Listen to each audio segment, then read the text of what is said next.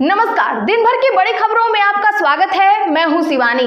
आज की खबरों में बात होगी, भाजपा में बड़ी फूट खुलकर आई सामने, कई राज्यों में भारी बगावत कांग्रेस में होंगे शामिल की। वहीं महाराष्ट्र की राजनीति में बड़े सियासी उलटफेर की और बहनोई को टिकट देने पर अखिलेश का पहला रिएक्शन, योगी मोदी की धुलाई की। इधर हरियाणा विधानसभा के पहले दिन जमकर बवाल की। वहीं एक्टर सुशांत राजपूत कांड में खुद फंसा केंद्र, सुप्रीम कोर्ट से लगी फटकार की और लौट आया पुराना लालू, नीतीश पर बोला धावा की। इसी के साथ आज दिन भर की सभी बड़ी और प्रमुख खबरों को जानेंगे विस्तार से। उससे पहले एक नजर सुर्खियों पर। हरियाणा विधानसभा सत्र, हुड्डा और विज में हुई बहस। पूर्व सीएम बोले, विज ढांडा को कस के रखना। स्पीकर और डिप्टी स्पीकर का हुआ चुनाव। चर्चा के लिए दिल्ली जाकर उठक बैठक करते हैं। चुनाव से पहले संजय राउत का शिंदे शिवसेना पर वार। यूपी, राजस्थान, उत्तराखंड में अवैध संपत्ति गिराने का मामला। सुप्रीम कोर्ट ने कहा, राज्यों के खिलाफ लगी याचिकाओं पर सुनवाई नहीं करेंगे। झारखंड में बीजेपी को टेंशन दे रहे अपने ही साथी, 3 सीटों के खिलाफ उतरे आजसू के बागी। गौरव गोगोई का बड़ा दावा, भाजपा में अंतर्कलह के कारण कई नेता असंतुष्ट, कांग्रेस में शामिल होने की कर रहे चाह। बाबा सिद्दीकी के बेटे जीशान एनसीपी अजीत गुट में शामिल, बांद्रा पूर्व से चुनाव लड़ेंगे। कहा, शिवसेना, उद्धव और कांग्रेस की फितरत में धोखा।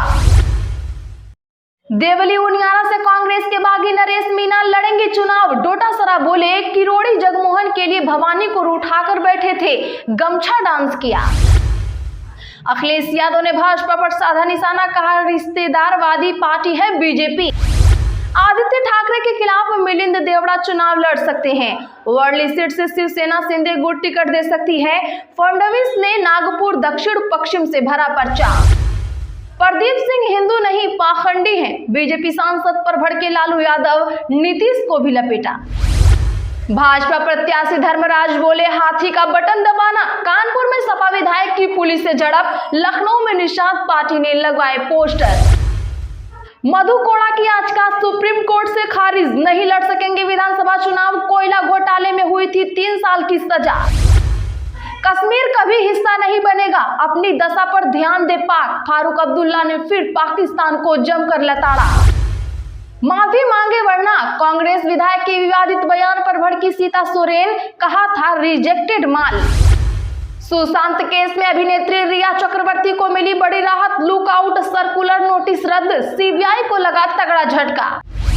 आपस में भिड़ रहा गठबंधन, राजद ने विश्रामपुर छतरपुर से उतारा उम्मीदवार। माले पहले से आमने सामने। उत्तराखंड में मस्जिद हटाने की मांग को लेकर उत्तरकाशी में हालात दूसरे दिन भी संवेदनशील। धारा 163 लागू।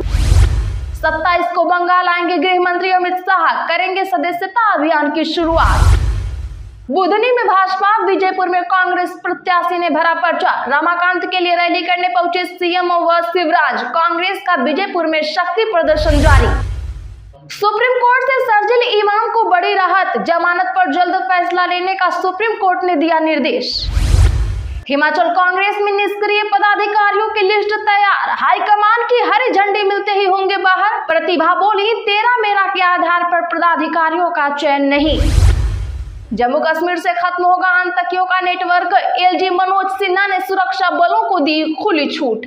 चलिए अब जानते हैं बड़ी और प्रमुख खबरों को विस्तार से। उससे पहले वीडियो को लाइक करें, साथ ही आपसे रिक्वेस्ट, खबरों को आखिर तक जरूर देखें। हरियाणा विधानसभा सत्र, हुड्डा और विज में हुई बहस। पूर्व सीएम बोले, विजय ढांडा को कस के रखना। स्पीकर और डिप्टी स्पीकर का हुआ चयन। दरअसल बता दें कि हरियाणा में बीजेपी सरकार बनने के बाद आज विधानसभा सत्र हुआ, जिसमें प्रोटेम स्पीकर लघुवीर कादियान ने विधायकों को शपथ दिलाई। इस दौरान श्रुति चौधरी, मनदीप सिंह चड्ढा, आफ्ताब अहमद, भारत भूषण बत्रा, अर्जुन चौटाला, अकरम खान ने अंग्रेजी में शपथ ली। नूह के पुनाना से विधायक मोहम्मद इलियास ने 2 बार शपथ ली। उन्होंने शपथ लेने के लिए अपनी मर्जी से ही 2 शब्दों का चयन कर लिया। इसके बाद प्रोटेम स्पीकर ने कहा कि जो लिखा है वो पढ़ना पड़ेगा।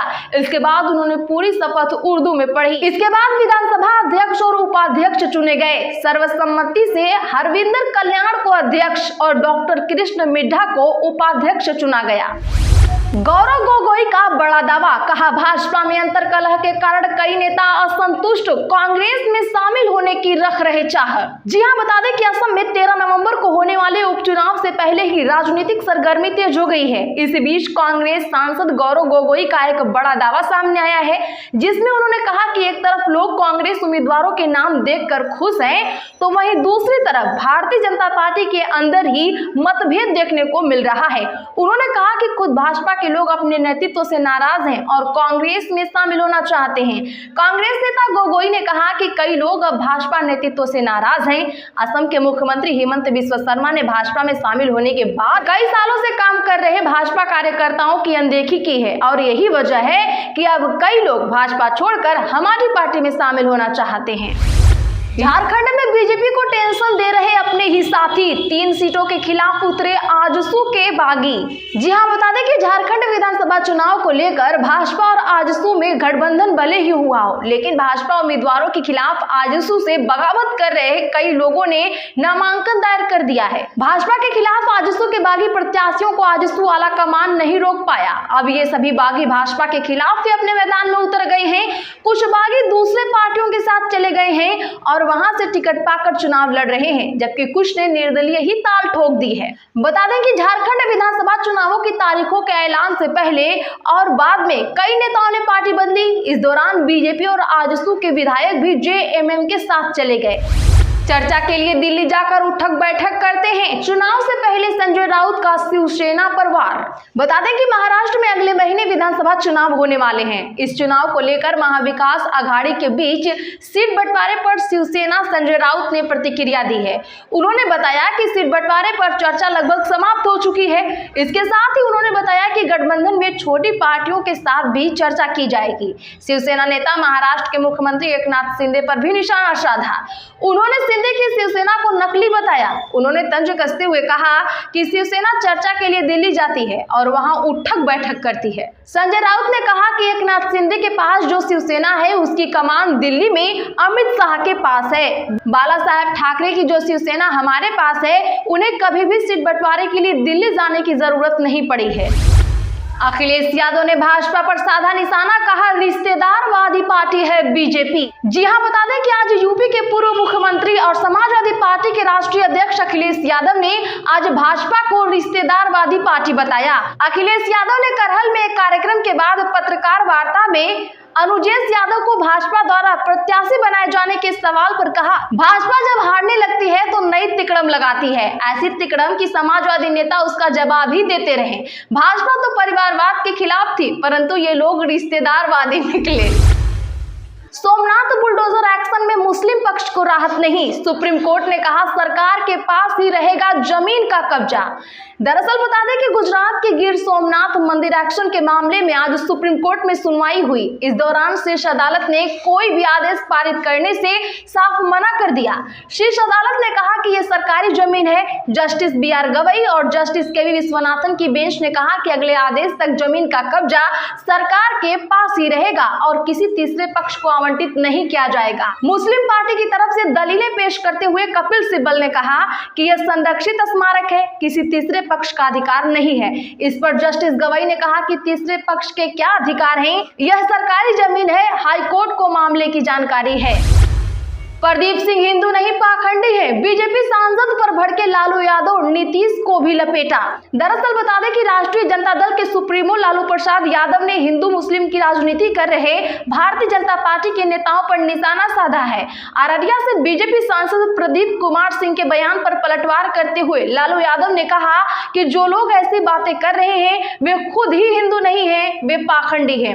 दरअसल बता दें कि पिछले दिनों सीमांचल में केंद्रीय मंत्री गिरिराज सिंह की हिंदू स्वाभिमान यात्रा के दौरान प्रदीप सिंह ने कहा था कि अगर अररिया में रहना है तो हिंदू बनकर रहना होगा। इस मुद्दे पर मुख्यमंत्री नीतीश कुमार की चुप्पी पर भी लालू यादव ने सवाल खड़े किए। आरजेडी सुप्रीमो ने कहा कि नीतीश तो चुप ही रहते हैं, वे कब बोलते हैं।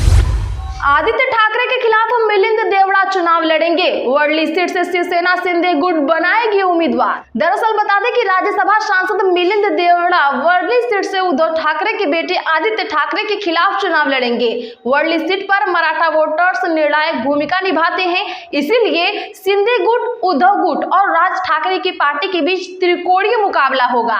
राज ठाकरे की पार्टी महाराष्ट्र नवनिर्माण सेना ने वर्ली सीट से संदीप देशपांडे को टिकट दिया है। एमवीए और महायुति भी मराठा वोटर्स को साधने के लिए आदित्य ठाकरे और मिलिंद देवड़ा को लड़वाना चाहती है। उधर महाराष्ट्र के डिप्टी सीएम देवेंद्र फडणवीस ने नागपुर दक्षिण पश्चिम सीट से नॉमिनेशन फाइल किया है। इससे पहले उन्होंने रोड शो भी निकाला। क्या लगता है इस बार महाराष्ट्र में किसकी सरकार आएगी? कमेंट जरूर करिए। आज के लिए बस इतना ही। ऐसी ही बड़ी खबरों के लिए हमारे चैनल को भी सब्सक्राइब करें, बगल में घंटी के निशान को भी जरूर दबा लें।